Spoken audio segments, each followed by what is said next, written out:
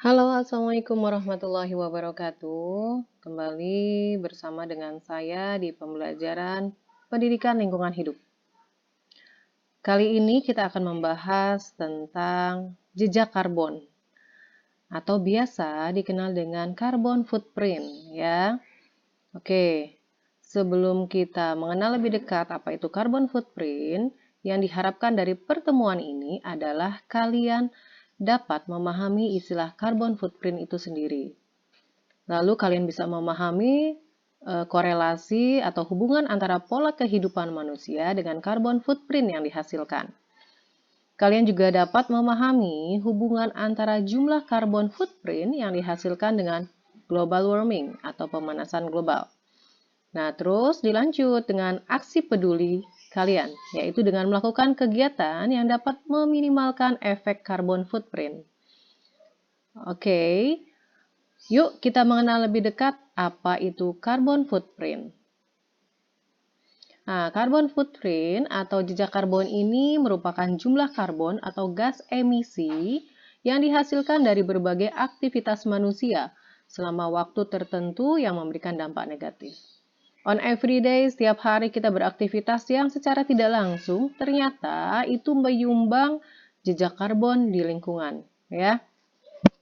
Sehingga itu menyebabkan dampak negatif berupa kekeringan, berkurangnya sumber air bersih, ya, terus bencana alam itu pun bisa salah satunya disebabkan karena itu. Nah, apa sih penyebabnya? Kok bisa ya ada jejak karbon yang tertinggal di lingkungan? Mari kita lihat sama-sama ya. Nah, pertama, setiap hari tidak bisa dipungkiri kita menggunakan kendaraan bermotor. Apapun itu, motor, mobil, atau yang lainnya ya. Kendaraan bermotor ini digerakkan oleh mesin ya. Nah, mesinnya ini butuh bahan bakar. Bahan bakarnya berasal dari bahan bakar fosil, seperti bensin, solar, ataupun gas.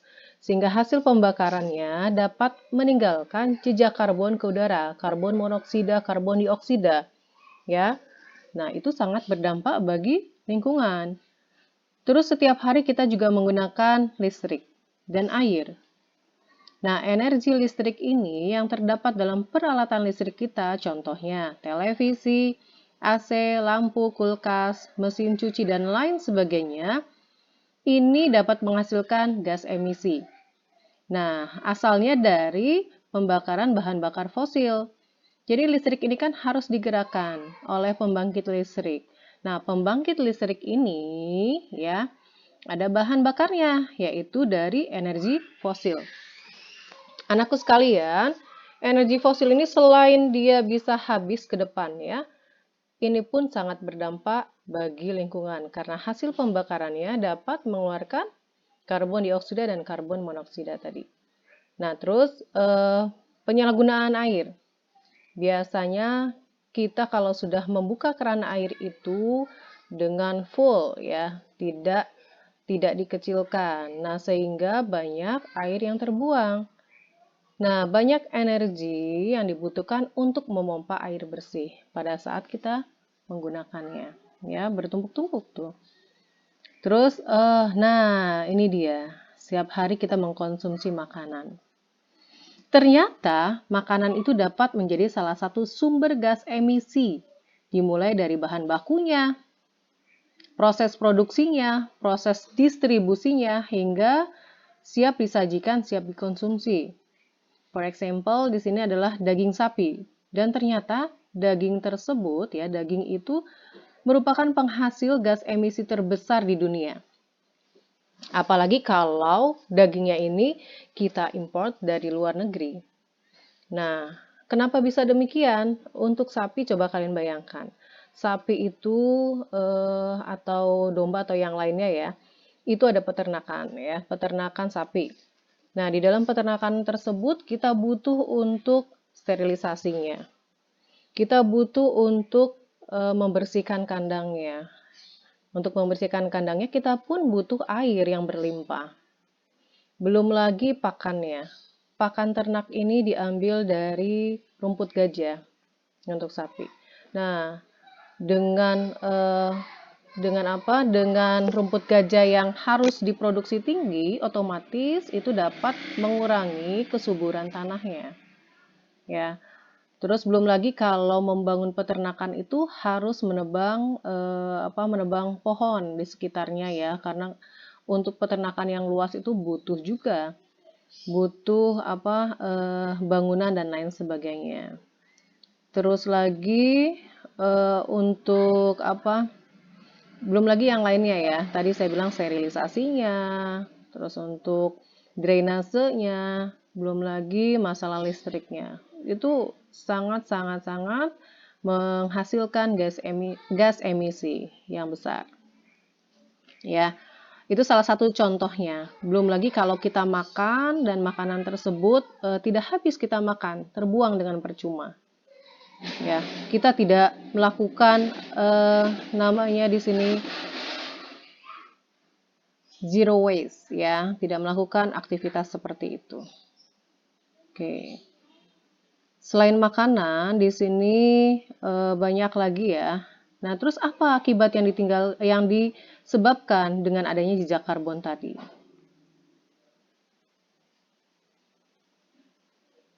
Dengan adanya jejak karbon atau carbon footprint tadi akan menimbulkan cuaca ekstrim dan bencana alam.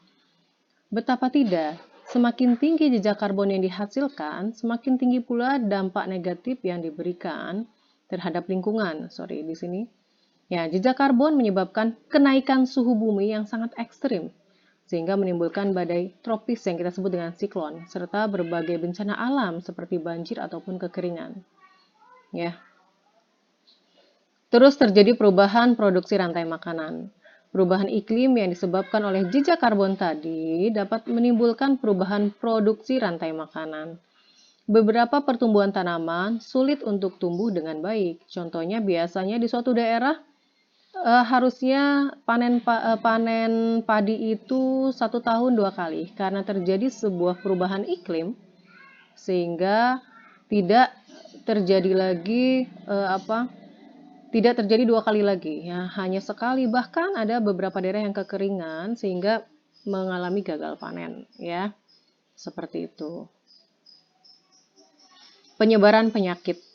Nah, jejak karbon ini ternyata dapat berpengaruh terhadap kesehatan tubuh kita. Misalnya saja penyebaran penyakit menular seperti penyakit menular yang disebabkan oleh nyamuk malaria.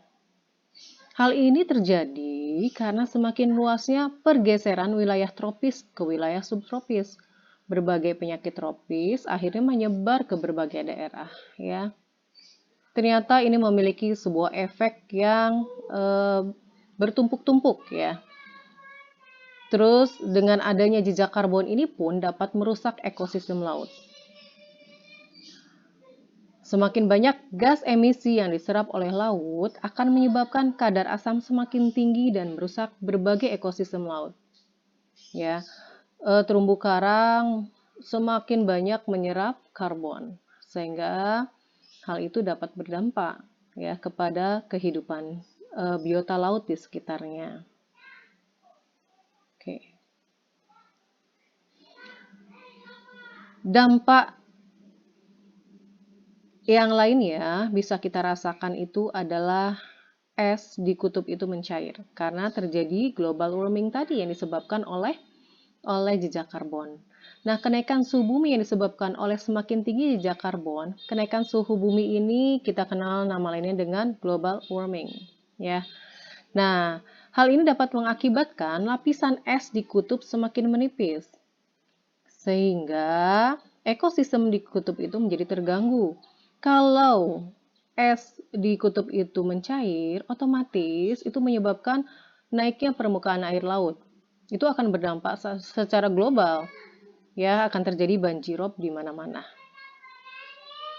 Berkurangnya air bersih. Dampak jejak karbon selanjutnya bisa kita rasakan yaitu dengan berkurangnya kadar air bersih di bumi. Sehingga ini pun yang tadi dikatakan dapat menyebabkan suhu bumi semakin meningkat. So, apa sih yang harus kita lakukan? Kira-kira apa ya penanggulangan minimalis yang bisa kita lakukan ya sebagai upaya kita sebagai Khalifatullah fil ard. Nah, anakku sekalian, kita dapat memulai dari diri sendiri. I'dad bin nafsik ya. Pertama, kurangi mengkonsumsi bahan makanan dari import. Kedua, kalau mau belanja mungkin kalian kasih tahu mamahnya kalau mau belanja bawa tas belanja sendiri. Jadi mengurangi pemakaian plastik ya. Reduce. Kemudian perbanyak makanan sayur dan buah. Mengurangi konsumsi makanan dengan jejak karbon yang tinggi, contohnya tadi daging ataupun kopi. Tidak menebang pohon sembarangan. Mulailah menanam pohon penghasil oksigen. Kita mulai menanam di sekitar rumah kita itu menanam pohon. Hal ini dimaksudkan untuk suplai oksigen. Lalu mengusahakan untuk tetap berjalan kaki atau naik sepeda kalau dalam jarak dekat. Nggak usah ke warung itu ya dekat rumah kalian menggunakan motor ya ataupun ke masjid dekat rumah kalian itu dengan menggunakan motor misalkan. Pilih kendaraan bermotor yang hemat bahan bakar. Next, biasakan diri kita untuk selalu menghemat pemakaian.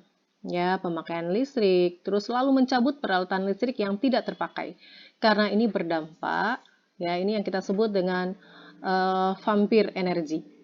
Lalu gunakan air bersih secukupnya saja. Ya, jangan sampai melimpah-limpah air yang kita pakai ya. Apalagi sekarang sedang musim kemarau. Lalu membeli barang yang betul-betul kita butuhkan, bukan yang kita inginkan. Tidak semata-mata yang kita inginkan, tapi benar-benar yang kita butuhkan. Lalu tidak membuang-buang makanan, tidak mubazir. Kalian kalau mau makan, mengambil makanan secukupnya. Sekiranya kalian habiskan. Ya, di dalam Islam sendiri kita mengenal bahwa innamal mubazirina kanu ikhwana syayatin. Bahwa sesungguhnya yang mubazir itu adalah perbuatan syaitan. Ya, janganlah sampai kita mengikuti perbuatan syaitan. Seperti ya, anakku sekalian. Yang paling utama adalah ubah perilaku dan kebiasaan kita menjadi zero waste. Ya. Oke. Nah, untuk aksi peduli kita, silakan kalian di rumah ya untuk membuat kebun mini sendiri. Ya, kalian dapat menggunakan peralatan dapur untuk dijadikan potnya sebagai aplikasi dari prinsip 3R. Reuse, reduce, recycle. Oke, anakku sekalian, I think it's enough. Terima kasih. Cukup sekian. Wassalamualaikum warahmatullahi wabarakatuh.